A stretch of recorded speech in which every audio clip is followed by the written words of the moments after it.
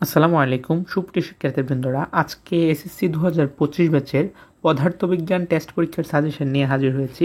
আজকে মূলত কথা বলবো সৃজনশীল যে পার্টটা, এই পার্টটা নিয়ে। সো যারা তুলনামূলক একটু কম পড়াশোনা করে এ প্লাস পেতে চাও কিংবা 90% প্লাস মার্ক অ্যাচিভ করতে চাও, তাদের জন্য মূলত আজকের এই ভিডিওটি। সো অনুরোধ থাকবে ভিডিওটি না টেনে সম্পূর্ণটা দেখার জন্য, তাইলে তোমার প্রপার একটা গাইডলাইন এবং সাজেশন তুমি সৃজনশীল নিয়ে তুমি পেয়ে যাবে এবং সৃজনশীল নিয়ে তোমার আর কোনো টেনশন থাকবে না। সো দেরি না করে শুরু করি। সো প্রথম দেখো, আমি তোমাদের পদার্থবিজ্ঞানের প্রথম যে চ্যাপ্টারটা, সেই চ্যাপ্টারটা নিয়েছি। সেই চ্যাপ্টার থেকে তোমাকে কি কি পড়তে হবে, চ্যাপ্টারটার নাম হচ্ছে ভৌত রাশি ও পরিমাপ। সো তুমি যশোর বোর্ড 23 সালের প্রশ্ন সলভ করবা, কুমিল্লা 23 পড়বা, ঢাকা 23 পড়বা, রাজশাহী 23 পড়বা। সো এই যে চারটা সৃজনশীল দেখা গেলাম, এই চারটা সৃজনশীল যদি তুমি সলভ করো, মানে ভালোভাবে তুমি যদি শিখে যাও, করে যাও, তাহলে তোমার এই নিয়মের মধ্যে আরও যত সৃজনশীল রয়েছে ওইগুলো কাভার হয়ে যাবে এবং এর বাইরে থেকে সচরাচর সৃজনশীল দেয় না। বেশিরভাগ ক্ষেত্রে এই চারটার নিয়মেই সৃজনশীলগুলো এসে থাকে এই ভৌত রাশি থেকে যদি সৃজনশীল প্রশ্ন দেয়। যদি এর দেওয়ার সম্ভাবনা খুবই কম এবার আমি মনে করি। সো সেকেন্ড যে বিষয়টা, দ্বিতীয় অধ্যায়, সেটা হচ্ছে গতি। খুবই গুরুত্বপূর্ণ একটি অধ্যায়। এখান থেকে তোমার সৃজনশীল মাস্ট একটা দিবেই। সো এখান থেকে এক গতিবল থেকে মিলায় একটা দিতে পারে কিংবা শুধু গতি থেকে একটা দিতে পারে। সো খুবই গুরুত্বপূর্ণ একটি চ্যাপ্টার। সো গতি থেকে তুমি 5টা সৃজনশীল সলভ করবা। চট্টগ্রাম, যশোর, সিলেট, বরিশাল, রাজশাহী সবগুলার 23 সালের বোর্ড প্রশ্ন তোমাকে সলভ করতে হবে। সো 23 সালের দেখা যাচ্ছে যে এখানে রাজশাহীর 2টা প্রশ্ন থাকতে পারে 23 সালের। সো 2টাই তুমি সলভ করবা, যতটা প্রশ্ন থাকবে ততটাই সলভ করবা। যদি যশোরের 23 সালের 2টা প্রশ্ন থাকে তখন তুমি 2টা প্রশ্ন সলভ করবা, যদি একটা থাকে তাহলে একটা সলভ করবা। সো এটা হচ্ছে গতির যে সৃজনশীলগুলো এইগুলা। তারপর হচ্ছে তোমার বল চ্যাপ্টারটা, এটাও খুবই গুরুত্বপূর্ণ। রাজশাহী 23, যশোর 23, চট্টগ্রাম 23, ঢাকা 23, ময়মনসিংহ 23। সো এই 5টি সৃজনশীল তুমি সলভ করবা। সো আমি যেভাবে বলে দিচ্ছি, এই প্রত্যেকটা সৃজনশীল তুমি করে দিয়ে তুমি পরীক্ষার হলে যাও, পরীক্ষা দাও, তারপরে এসে বললো যে পরীক্ষাটা কেমন হয়েছে। আমি আশাবাদী যে এখান থেকে তোমাদের মিনিমাম হলেও 100% বলতে পারবো না, কিন্তু 90% প্লাস কমন পড়বে, কারণ তোমার টেস্ট পরীক্ষার যে প্রশ্নটা সেটা কিন্তু বোর্ড সাপেক্ষেই করা হয়, কারণ মূল টার্গেট কিন্তু আমাদের বোর্ড পরীক্ষা, টেস্ট পরীক্ষা না। টেস্ট পরীক্ষা জাস্ট একটা টেস্ট। সো বোর্ড পরীক্ষার প্রশ্নের আলোকে কিন্তু টেস্ট পরীক্ষার প্রশ্নটা করা হবে। সো আমি বিগত সালে বোর্ডের প্রশ্নগুলাই নিতেছি এবং যেগুলো বেশিবার আসে সেগুলো নিতেছি, এবং এই নিয়মের প্রশ্নই কিন্তু তোমাদেরকেও পরীক্ষার হলে দিবে। তুমি জাস্ট মিলিয়ে দেখো। তারপর হচ্ছে চতুর্থ অধ্যায়, কাজ ক্ষমতা ও শক্তি। রাজশাহী 23, বরিশাল 23, ময়মনসিংহ 23, যশোর 23। তারপর হচ্ছে ঢাকা 23। তো এই 5টি সৃজনশীল তুমি সলভ করবা। পঞ্চম অধ্যায়, পদার্থের অবস্থা ও চাপ। কুমিল্লা 23, যশোর 23, দিনাজপুর 23, বরিশাল 23। এখানে 4টা সৃজনশীল নিয়েছি। আমি আগেই বলেছি এই নিয়মের মধ্যে কিন্তু শুধু যে 4টা সৃজনশীল পড়বে এরকম বিষয় না, প্রশ্নের মান চেঞ্জ করে দিতে পারে, কিন্তু এই নিয়মে 4টা নিয়ম গিয়ে দেখো তুমি, তোমার গাইডে মেবি 4টা নিয়মে আরও 10টা 15টা সৃজনশীল রয়েছে। সো এরকম কিন্তু হবে। তারপর হচ্ছে ষষ্ঠ অধ্যায়, বস্তুর উপর তাপের প্রভাব। রাজশাহী 20, যশোর 20, ঢাকা 20, চট্টগ্রাম 20, ময়মনসিংহ 20। এটা তো যখন শর্ট সিলেবাস ছিল তখন তো ছিল না 21 সাল, 22 সাল, 23 সাল। সো যার কারণে এটা আর বিগত সালের প্রশ্ন নাই, তবে এটা ইম্পর্টেন্ট, তোমরা চাইলে করে যেতে পারো।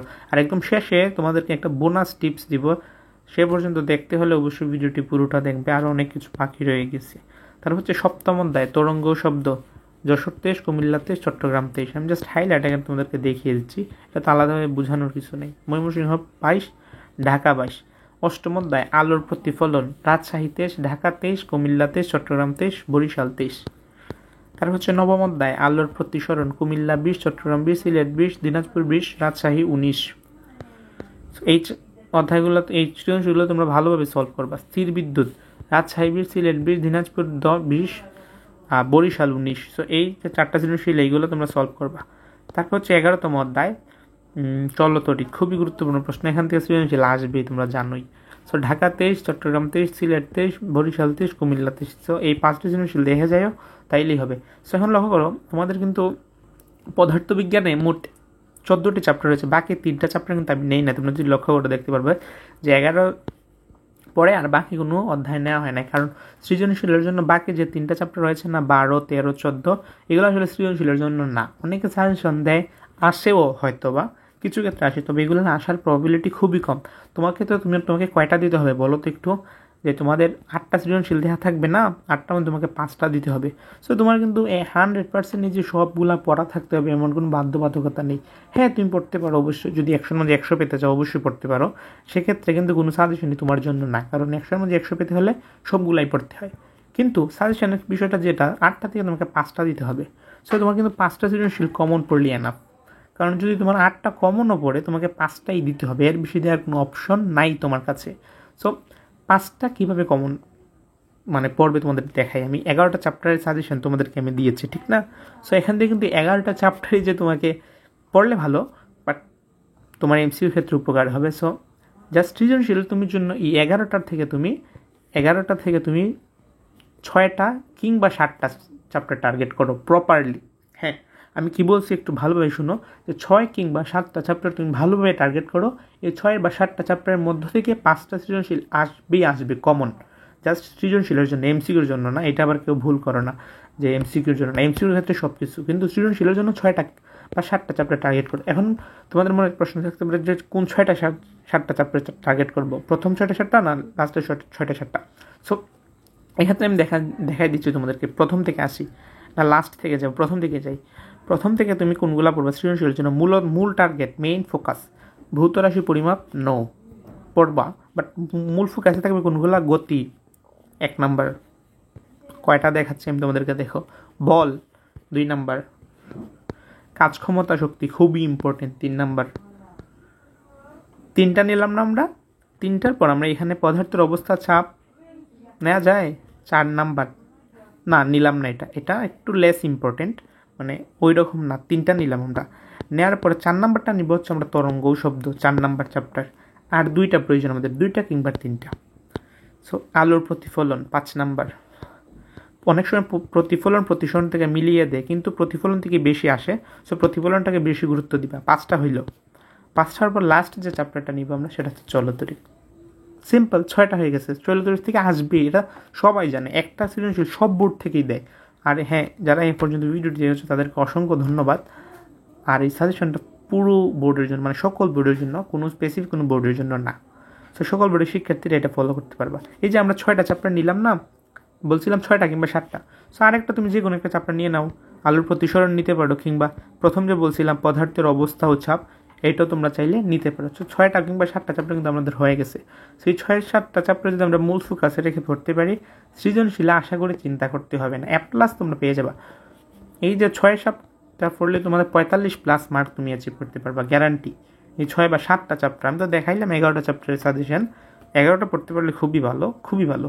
কিন্তু যদি না পড়তে পারো, তাও 6টা কিংবা 7টা চ্যাপ্টার তুমি পড়ে যাও, 45+ নিশ্চিত থাকবে। আর এমসিকিউ দেখা যাচ্ছে যে তুমি 20-এর মতো পেয়ে যাবে। সো 45 আর 20-এ কত হইলো? 65। আর ওই দিকে 25 মার্ক করেছে। প্র্যাকটিক্যালে তুমি স্যার ভালোভাবে লিখলে, স্যারের সাথে যোগাযোগ থাকলে তুমি প্র্যাকটিক্যাল নিয়ম 25-এর মাঝে 25 কিংবা 20-এর। সো 80+ কিন্তু মার্কস তোমার যে কোনোভাবে শর্টভাবে পড়লেও কিন্তু তোমার 80-র উপরে মার্কস থাকবেই। আর যদি 11টা চ্যাপ্টার দিলাম এগুলো পড়তে পারো, তাহলে তো অবশ্যই ভালো, 95+ মার্কও তুমি পেয়ে যেতে পারো, ইনশাল্লাহ পাবাও। সো আজকের মতো এ পর্যন্তই। তোমার যে প্র্যাকটিক্যালের যে বিষয়টা বলছিলাম, প্র্যাকটিক্যালের যে সলিউশন চাও, তাহলে কমেন্টে জানাবো যে প্র্যাকটিক্যালের সলিউশন চাই। সো আমি প্র্যাকটিক্যালের সলিউশন দেওয়ারও তোমাদের চেষ্টা করবো। সো আজকের মতো এ পর্যন্তই। ভিডিওটি কেমন লাগলো অবশ্যই কমেন্টে জানাবা, এবং কোনো কিছু না বুঝে থাকলে সেটাও জানাবা, আমি রিপ্লাই দিব। আর ভিডিওটি অবশ্যই তোমার ফ্রেন্ডসদের কাছে শেয়ার করবা, যেন তারা দেখে উপকৃত হতে পারে। আর আমাদের চ্যানেল যদি নতুন হয়ে থাকে অবশ্যই চ্যানেলটি সাবস্ক্রাইব করে পাশে থেকে নোটিফিকেশন বেল আইকনে প্রেস করবা, যাতে আমাদের পরবর্তী সমস্ত আপডেট তোমার কাছে চলে যায়। সো আজকের মতো এই পর্যন্তই। দেখা হচ্ছে অন্য একটি ভিডিওতে। সে পর্যন্ত সবাই ভালো থাকো, সুস্থ থাকো। আল্লাহ হাফিজ।